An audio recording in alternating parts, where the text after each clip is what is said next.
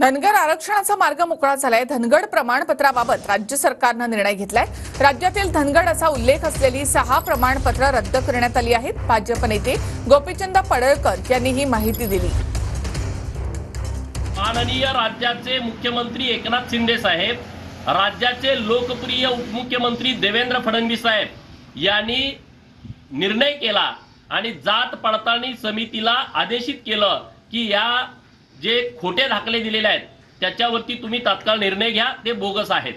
आणि मग आज छत्रपती संभाजीनगर जात पडताळणी समितीनं हे 6च्या 6 दाखले रद्द केलेले आहेत। आता आम्ही उद्यापासूनच आत्तापासूनच माझी तरी विनंती ना आग्रह आहे, खिलारी कुटुंबाबरोबर 294 बोगस म्हणजे धनगड नावाचे ओरिजिनल सर्टिफिकेट आहेत का जे व्हॅलिड होण्यासाठीचा प्रयत्न करतात, तेही रद्द करा।